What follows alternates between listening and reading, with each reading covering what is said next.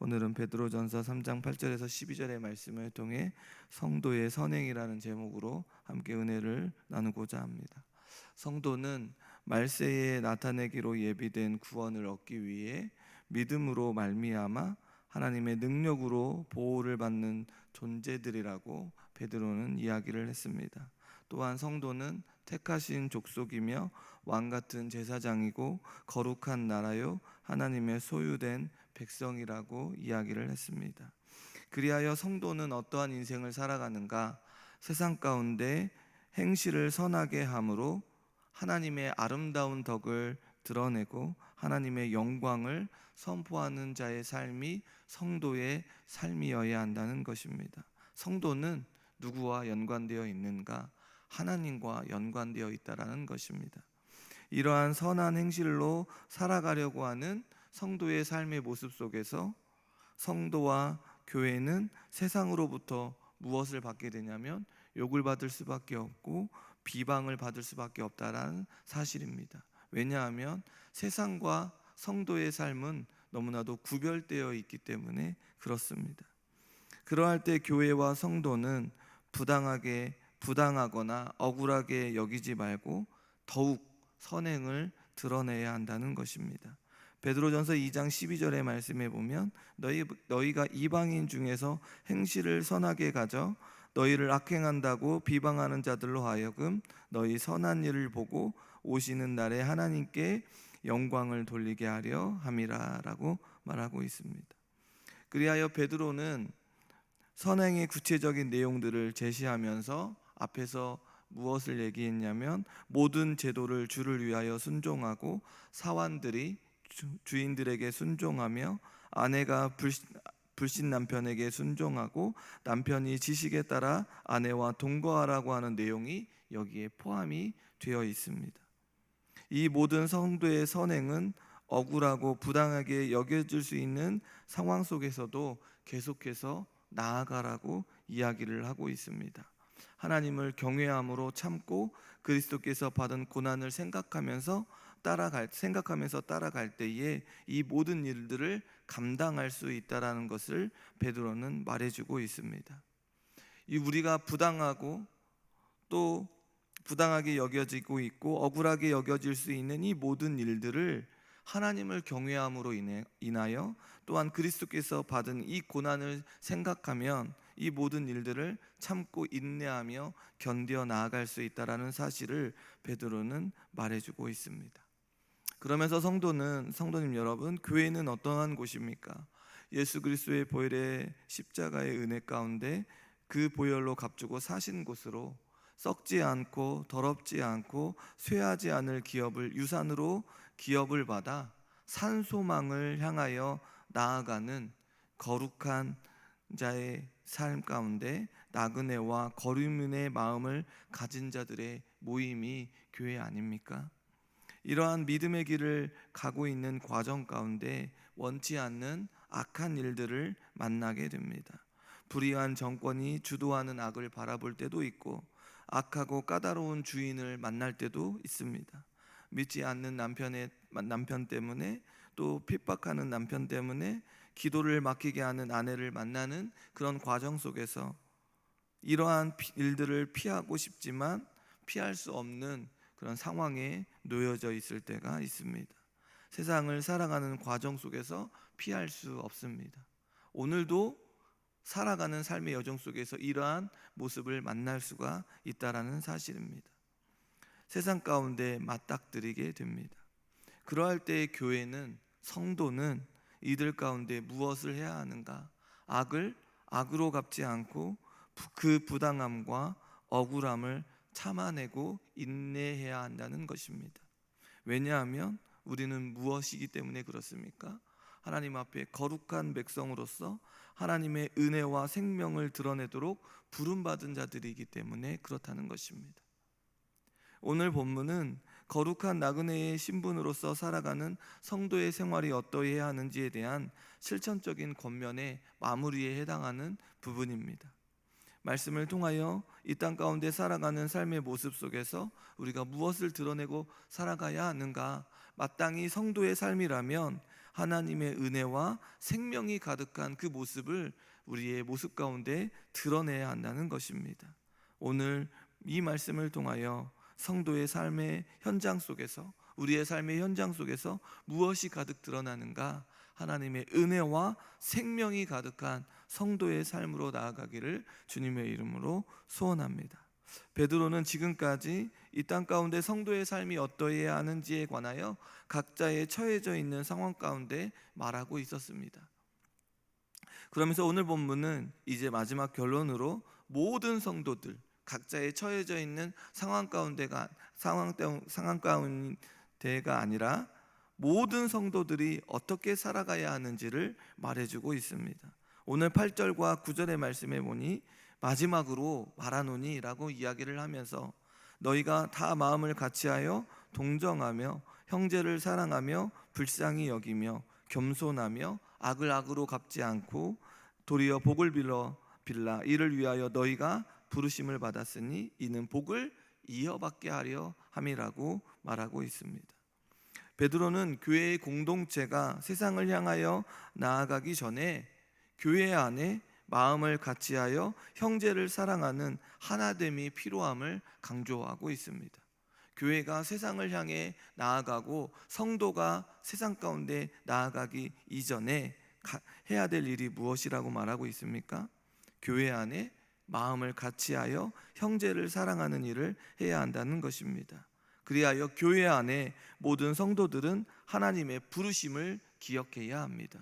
우리 각자에게 하나님께서 부르신 부름의 그 목적이 있다라는 것입니다. 산소망을 품고 살아가는 자들입니다. 그러기에 썩지 않고 쇠하지 않는 하늘의 간직한 기업을 품고 살아가는 교회는 하나님을 경외하는 믿음을 가지고 부르신 부름의 마음을 같이 해야 한다는 것입니다.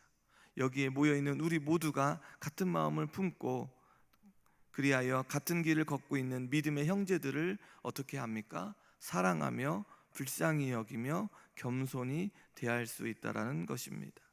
성도님 여러분, 교회는 세상의 희망이 되는 곳입니다. 교회는 세상의 희망이 되어야 합니다.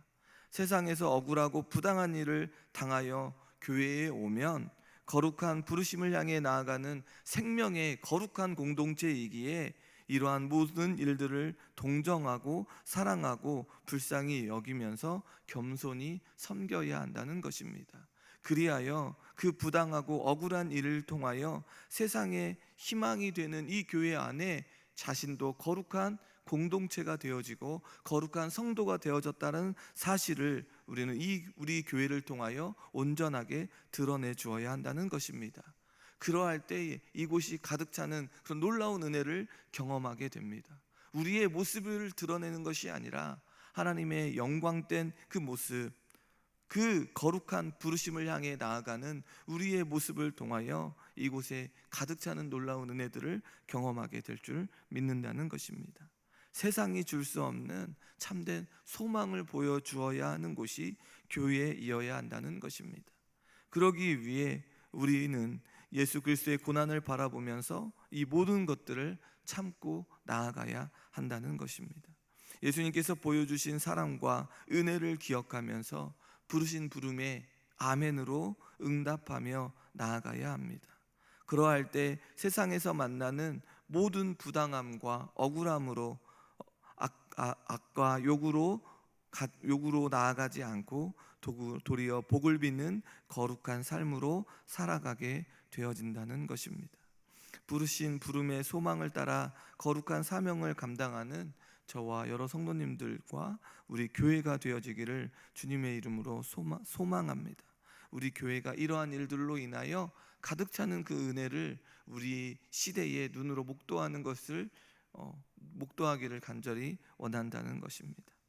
교회가 이러한 일들로 다시 한번 부흥의 불길들이 타오르기를 간절히 소망해 봅니다.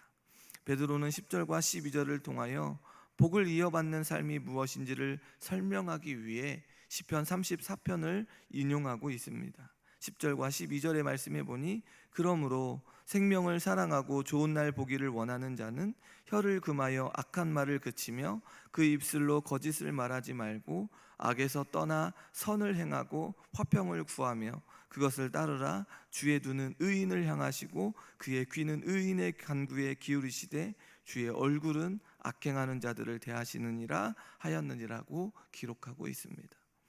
베드로는 앞선 2장 3절에서도 너희가 주의 인자하심을 맛보았으면 그리하라고 하는 시편 34편의 8절을 인용한 적이 있습니다. 베드로는 시편 34편을 통하여 성도의 선행과 삶의 부분을 말해주고 있습니다. 시편 34편은 어떠한 내용입니까? 다윗이 아비멜렉 앞에서 미친 척하다가 쫓겨나서 지은 시가 시편 34편입니다.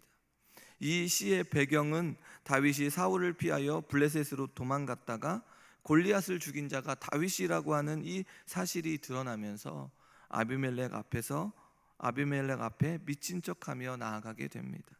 그리고 이 절체절명의 위기 속에서 그 죽음 앞에 놓여 있는 그 모습에서 벗어나게 되어진다는 것입니다. 이러한 일련의 과정을 다윗은 시편 34편에서 노래하고 있습니다. 그러면서 여호와의 선하심이 어떠한지를 말해주고 있습니다. 시편 34편 6절과 7절의 말씀에 보니 이 곤고한 자가 부르짖음에 여호와께서 들으시고 그의 모든 환난에서 구원하셨도다. 여호와의 천사가 주를 경외하는 자를 둘러 진치고 그들을 건지시는도다 라고 기록하고 있는데, 다윗은 자신의 부르짖음에 하나님께서 어떻게 하셨다고 말하고 있습니까? 들으시고 모든 환난에서 구원하셨음을, 또한 하나님께서 천사들을 보내어 자신을 건져주셨음을 노래하고 있습니다. 그러기에 무엇을 맛보아야 하는가? 여호와의 선하심을 맛보아 알게 되었다고, 선하심을 맛보아야 한다라는 것을 이야기하고 있습니다. 그러면서 누구에게 피하라고 말하고 있습니까? 여호와께 피하는 것이 여호와를 경외하는 일임을 노래하고 있습니다. 그러면서 시편은 이제 여호와를 경외하는 법에 대해서 말해주고 있습니다. 베드로는 여호와를 경외하는 법 다음에 나오는 이 시편 부분을 오늘 본문에서 인용하고 있습니다.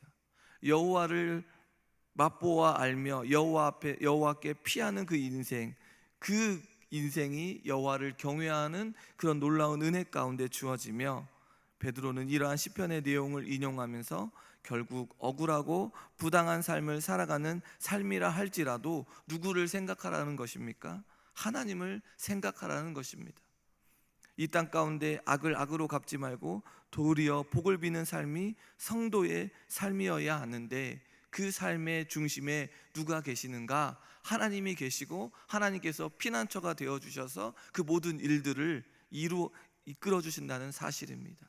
그러니 억울해하지 말고 하나님께서 도리어 갚아주실 것들을 기대하면서 하나님께 피하는 인생이 될 것을 시편 34편의 말씀을 통하여 성도의 선행으로 나아가야 되는 삶이 무엇인가, 성도가 왜 선행으로 살아가야 하는가, 그것이 하나님을 경외하는 삶이라는 것을 강조하고 있다는 것입니다.